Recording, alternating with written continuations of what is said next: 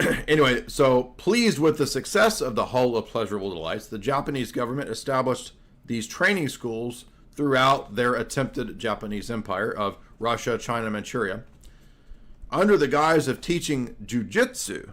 Interesting. They, however, were actually training and engaging in all kinds of espionage. By 1878, dozens of these patriotic societies had been set up by Japanese nationals in their host countries. These secret groups were given secret names, so they actually set up secret sex societies. So now we're getting into freaking R. Kelly territory, because R. Kelly set up secret sex society, if you didn't know that, an sex cult.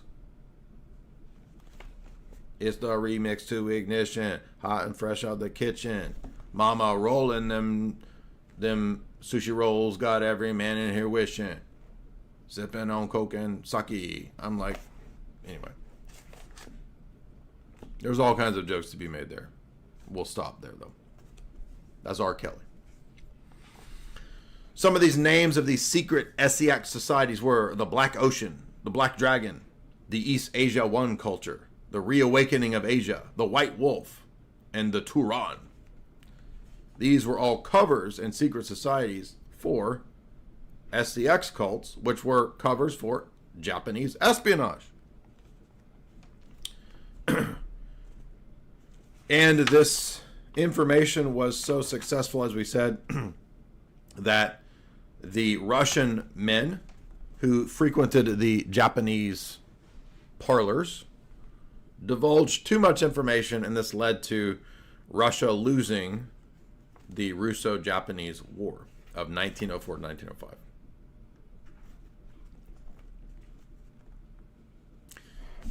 And I'll give his brief summary of this. He says, although we don't have precise records to the effectiveness of the Japanese sexpionage, by 1904-1905, the war had ended disastrously for the Russians because their Baltic fleet was utterly destroyed in the Straits of Tsushima.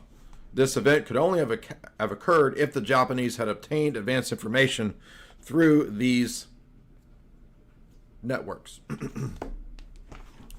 Moving on, the master of Japanese sexpionage and espionage is a man named Kenji Doihara. If William Stieber was the master planner of all modern sexpionage, sort of the Robert Maxwell, Jeff Stein McGeffrey of his day, Japan's next figure here was Kenji Doihara. He was the espionage master of all international perversion and panderism. It is ironic that Doihara fed his ambition through his view of the necessity of degrading women. He owed his start in Japanese espionage to a young and beautiful innocent girl who was his own sister, whom he, shall we say, corralled into this type of work. He had no concern for his sister's reputation or for her virtue, and in fact, he utilized photographs that he had taken of her and sent them to Japan's imperial princes. The princes were impressed with this babe, and they sent immediately to make her a concubine. Doihara, however, was completely without any moral scruples and was utilizing her as his own spy. That's pretty ballsy, too, by the way, to use your sister to spy on the Japanese prince. I mean, this dude had no scruples. That dude just didn't care. So he was working together, however, with a General Honjo. Between them, they had no scruples, and they put together a subversive movement called Anfu. Eventually, they, I guess, tried to overthrow the capital city.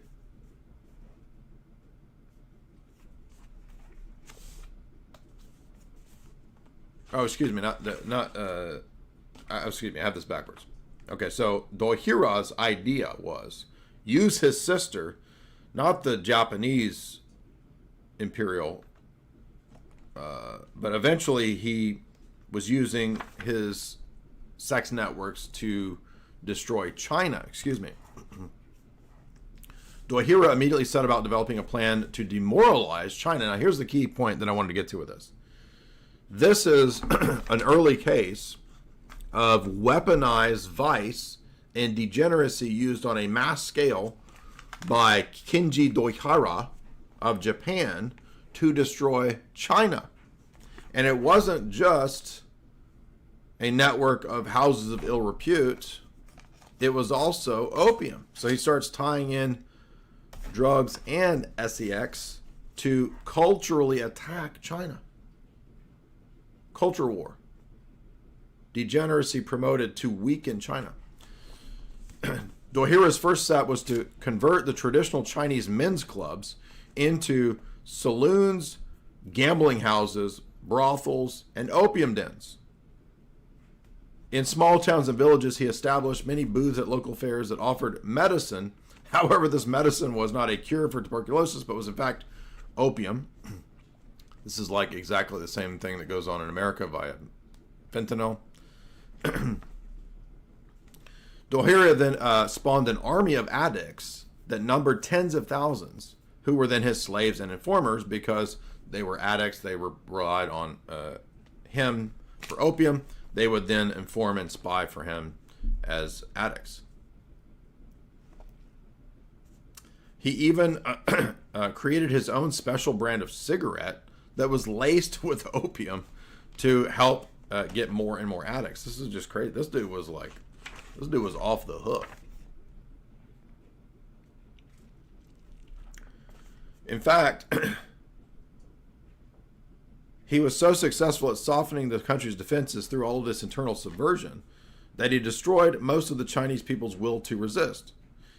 In fact, he continued to open numerous brothels in key cities and used white Russian addicts as the prostitutes in these brothels. This is crazy. In 1931, Japan, when they felt that China had been sufficiently weakened, they invaded Manchuria.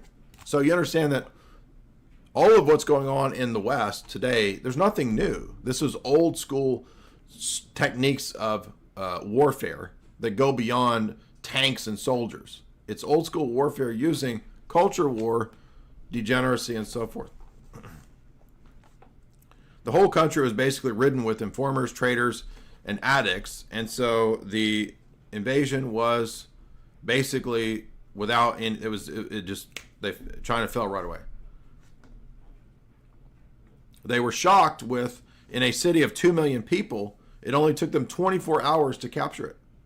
The next city fell within 6 months, and by 1932, Manchuria was renamed Manchukuo, a now Japanese vassal state, and the Japanese put in a man named Henry Puyi, who was their puppet leader. Kinji Dohira was then turned his attention to 5 northern provinces of China and launched a successful invasion in 1933. By 1937, the Japanese troops, led by Kinji Dohira, had captured Peking, Shanghai, and Nanking. Now I enter the picture a figure you might have heard of. General Chiang Kai-shek assumed leadership of the Chinese government in 1935. He then launched an uncompromising counter-espionage campaign that resulted in the execution of hundreds of Kinji Dohira's agents and ultimately the defeat of the Japanese forces. So Kinji Dohira could only be stopped by Chiang Kai-shek. Those who sought retribution for these activities by Dohira were frustrated by the outbreak of World War II. In fact, it was not until the end of the war that Kinji Dohira was tried as a war criminal, convicted, and it was executed as the first espionage agent in history sentenced to death for the crimes committed by all of his subordinates. Fascinating. So, here we have stuff that we all think is brand new. Half the people in the country, 95% of the people in the country still don't even know this is classic warfare. pop culture, drugs, 60s counterculture stuff. Are you kidding me? The Japanese were doing this in the 1930s. By the way, the British were doing it too. So this is not conspiracy theory. This is basic warfare history. And I was talking, so when I was on Pearl's podcast, she said, my dad is a Gen X boomer age. He says, all this conspiracy stuff's crazy. What do you say to that? Now think about this kind of a question. Every boomer I've ever talked to, and even some of the Gen X too, they love war stories. Right? Boomers love war stories. I love my World War II war stories. I love my Civil War stories. And they watch, remember when the History Channel used to have actual history stuff, not just UFOs and tiny mustache men? And they would do endless documentaries on D-Day and World War II. And now, basic history of warfare is full of conspiracy. I just read you an entire story of Kenji Doihara, who was doing this stuff way before Tim Leary. So how do boomers and all these people who love their war stories do this? War stories are full of conspiracy. What are you talking about? Well, it was only during the war. It don't exist now. Really? So all the people who engage in espionage and counter espionage and culture war, they just said, "Oh, war's not happening now, so we won't do any of these things anymore."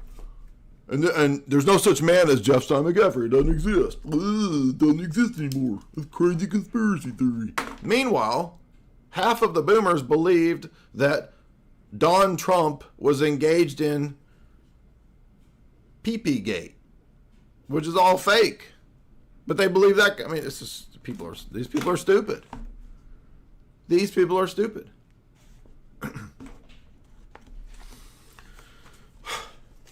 Now, here's something fascinating. We're going to thank you guys. You guys are being generous tonight. Appreciate those super chats. Welcome, everybody.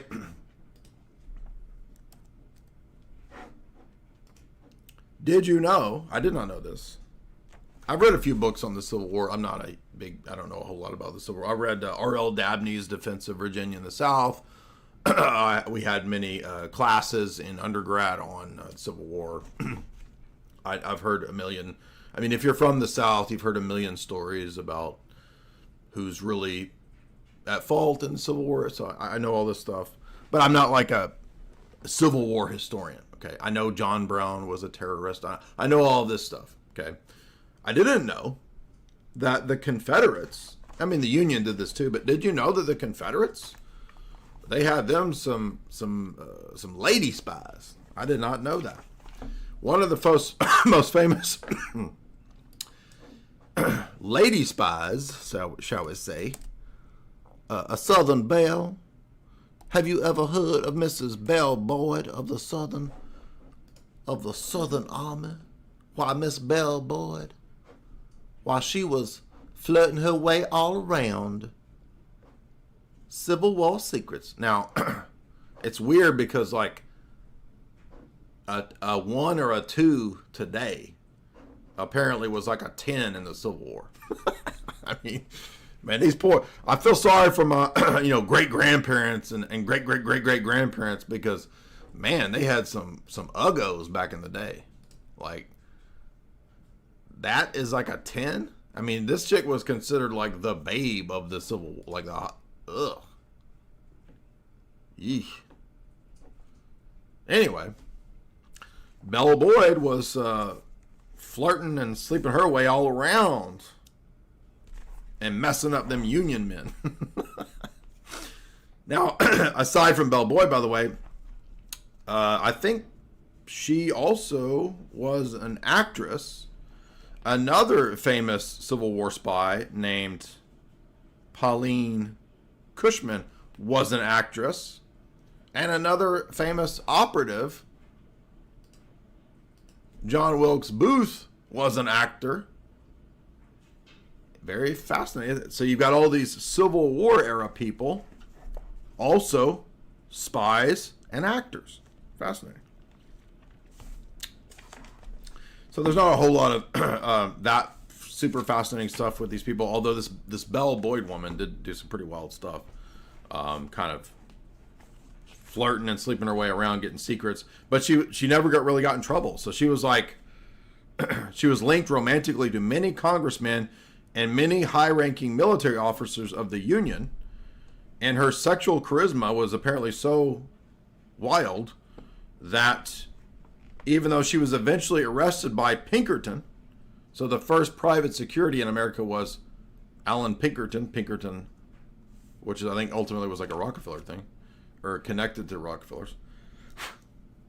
She eventually, even though she was arrested, was still directing all of her network of Confederate spies from prison. I mean, this chick was wild. That would be an interesting movie. But let's see. The Germans, and we talked about this when we covered the Sutton books. There's this whole fascinating history that many people don't know about. There's a few movies from the 40s that we have not yet covered and watched about German spies in America. So, there's some ones, I think. There's one with Orson Welles and Edward G. Robinson. There's one with Joan Crawford about German spies. And there's 2 or 3 of these that I haven't seen yet. Jamie and I have been going through all of these 30s and 40s noir movies. I mean, we have basically become noir experts. Okay, I'm not gonna lie. Like, we are legit like mastering the corpus of noir movies. Okay, I dare say that there will be few people in the coming years who will know and be able to recall and be familiar with noir films like me and Jamie. We're going to be basically PhD in noir. So I've seen many of these. There's a couple of these I've not yet seen. I can't even remember all these. When you dive into the noir and the 40s and the 50s stuff, the 30s, 40s stuff, I mean, there's so many. They were churning out so many movies. The studios were churning out so many. It's crazy. And all the names of them are so bland, like generic and the same. Like, you can't even keep up with all of them. But there were many German spy networks at the time of World War I, and then, of course, obviously in the time of World War II. And so many of these deal with this time period. For example, Secret Agent by Hitchcock is a World War I German spy network film. And that has been remade many times. There was a recent BBC version of this. I thought that was pretty good. That was a good version of this. If you've never seen The Secret Agent by Hitchcock, I do recommend it. It's a really good movie. Here is the 30s version of it. That one's pretty good. But then there is a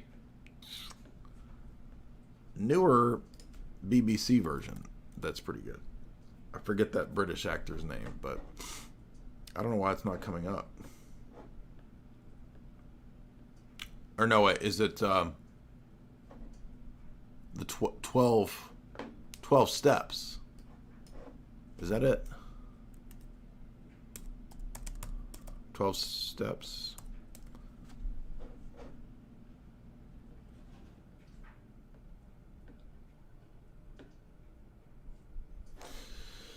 What am I trying to think of? It's a recent BBC Hitchcock remake.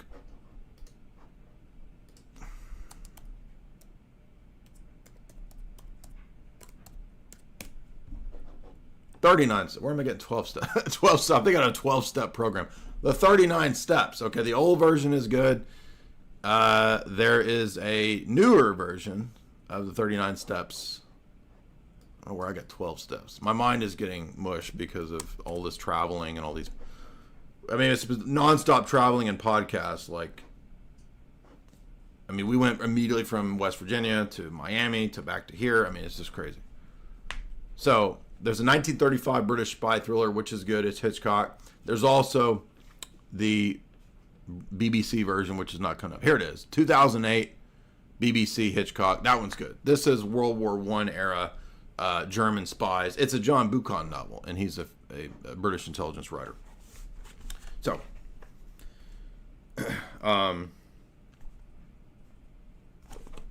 Donald Bower goes on to give a few of these stories.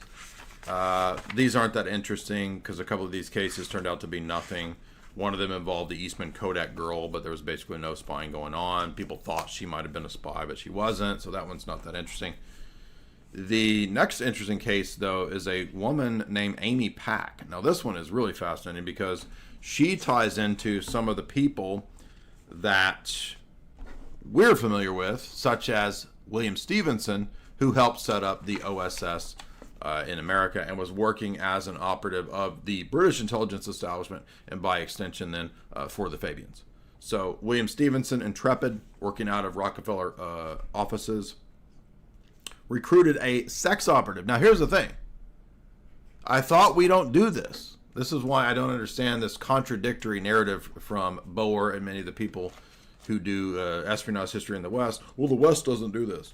And yet here's an entire chapter saying that William Stevenson recruited, and maybe they're just going to say, oh, well, he's not American intelligence.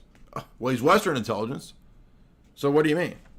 Oh, well, he recruits this woman named Amy Thorpe Pack. So let's see if we can get a picture of her. None of these people have pictures. I'm very interested to see who is entrapping people in the Cold War. This is actually World War I and II. Okay, I mean, she's a little more attractive, I guess, than the uggos we've seen so far, right? I mean, for the 20s and 30s, okay, I guess. 40s. Charles Emmanuel Brousset, yeah, so she is a spy who is handled by William Stevenson. They even call her here the original honeypot, Amy Thorpe. Amy Pack Thorpe. Betty Pack. She's got different names. But, oh, they're going to get J-Law to play her? Anybody got a vote on whether J-Law is a 3-letter person? I mean, she basically plays in every freaking spy movie. She used the bedroom the way Bond used it. How Betty Pack stole secrets and helped defeat the tiny mustache men. Now J-Law will portray the ultimate honey trap. Well, she just played the frickin' Red Sparrow. I mean, she doesn't really look like her, but whatever. I mean, you know who looks more like her would be one of those Olsen women. What's her name? The Red Witch. Elizabeth Olsen. She looks more like that chick than J-Law does. But anyway, whatever. It's a weird picture. She was ordered to go after Count Michael Lubinsky, the chief aide to Tiny Joseph Beck, close confidant of Tiny Mustache Man. Her code name was Cynthia. How'd you like to have to seduce this dude over here looking like damn Inspector Clouseau or some shit? You gotta sleep with Inspector Clouseau for your country. By the way, remember we covered Sonia Wiegert, right? We did a whole podcast on her. The Allies made her spy for the Allies against Tiny Mustache Man. That was a great movie too, by the way. If you've not seen that, Spy, S-P-Y, the Sonia Wiegert story. Anyway, so long story short, she's handled by William Stevenson. She spies for the U.S. and then for British intelligence. She was key in aiding the USA in winning certain wars that helped swing things against Tiny Mustache Man. She got Italian codes, copied them and sent them to America. And it says, through all of her sexpionage, the American landings in North Africa in 1942 were successful in large measure due to the information that Amy Pack, or AKA Cynthia, got through her liaisons.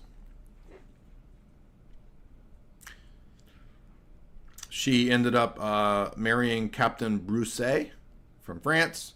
They moved to a chateau, and she eventually died of cancer.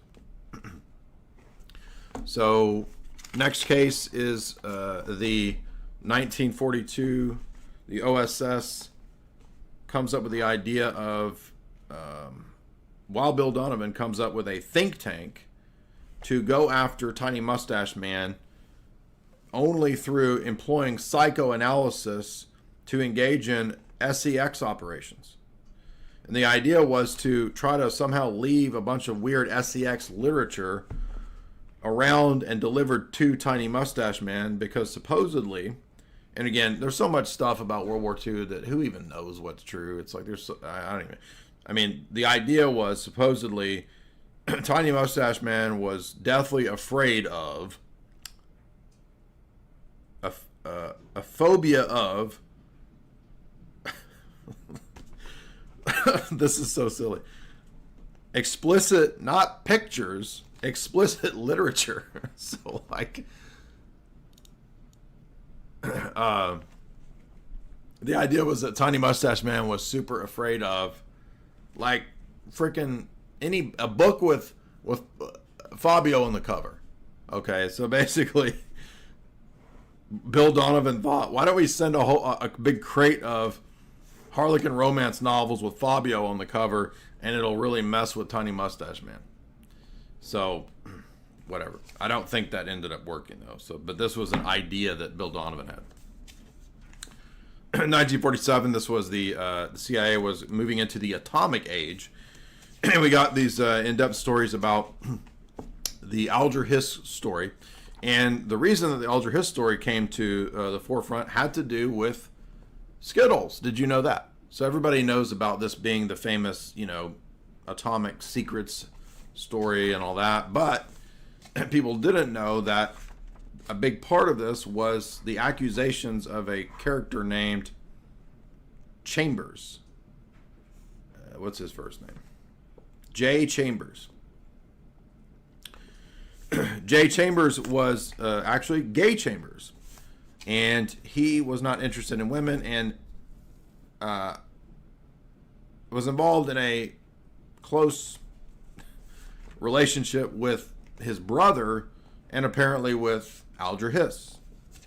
And this was what eventually led to the downfall and the accusations against Hiss.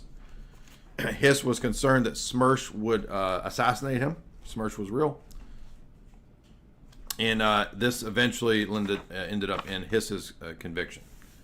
So people who defend Alger Hiss say that we don't really know if Chambers' evidence of the Skittles stuff was true. It was his lawyer was arguing that it was guilt by association. This is like, the Cold War is really kicking off. People ended up believing that there was some Skittles stuff going on. So, and then we will end it with things that you're probably familiar with. This is the first half. The rest of this talk, the rest of the Donald Bulwer text will be for subscribers to Jay's Analysis. You can join my show, my podcast, my website, or my Rockfin by the links in the show description. Go over there and you'll get access to the part 2. I'm not positive when part 2 will be up. It might be in a few days.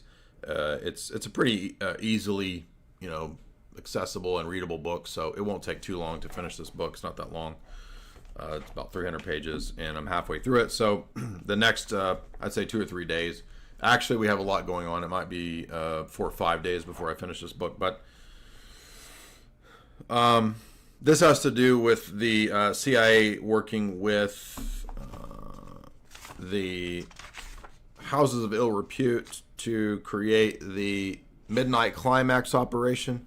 This was part of MK Ultra.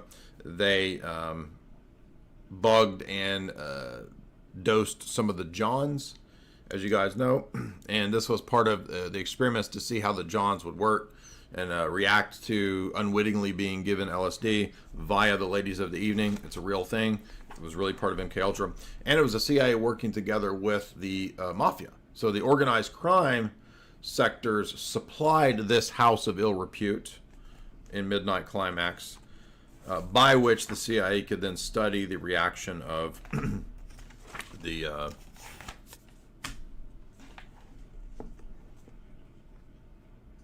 Johns.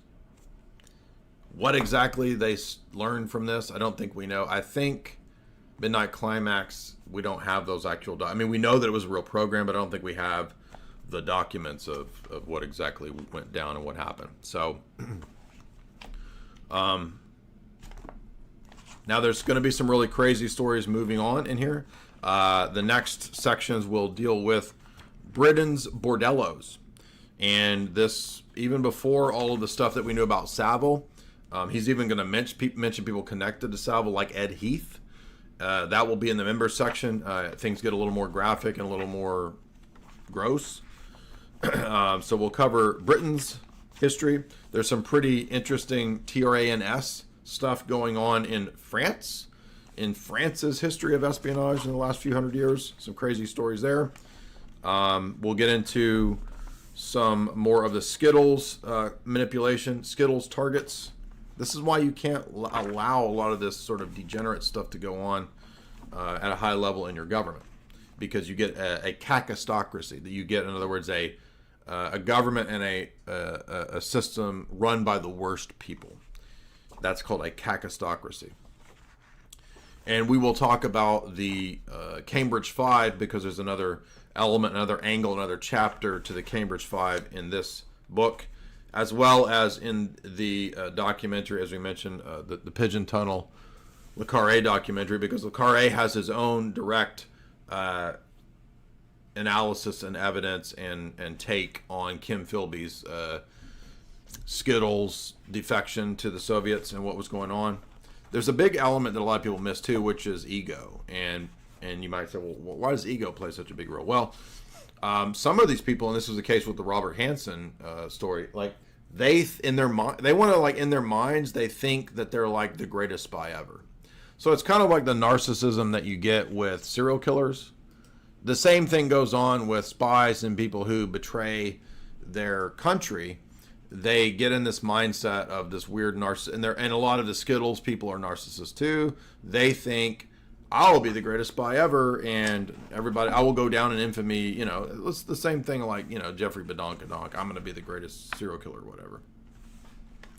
We will also have some interesting stories from other countries, other famous Middle Eastern countries, their history, their stories. The United Nations entrapment operations, and then the book will end with, let's see, what's it end with? A few recent cases up into the 1980s, because this book ends in 1990. Cases that you might not have heard of. What was going on with JFK, because JFK was surrounded with people like Marilyn Monroe. A lot of people think Marilyn Monroe was probably a swallow of some type that was offed. Of course, as you guys know, we interviewed and had that great discussion with Sammy the Bull Gravano, and although he was not involved directly in that, he believes through his, you know, pretty significant high level in underneath John Gotti, that the mafia was involved in that operation, as well as JFK and RFK. So that's Sammy's take on it. He said that from their vantage point, it makes sense that Marilyn Monroe would have to be taken care of, because she eventually got into being in a sort of a drugged state. She had drug problems, and if you have drug problems, you might talk. So that was Sammy's take on Marilyn Monroe. There is a chapter also on Watergate. Did you know that there is a SCX component to Watergate? A lot of people don't know that. And then there's a chapter about fiction, movies, the Mata Hari, which is kind of a over-exaggerated case. She wasn't that relevant, really. But we'll come to that later.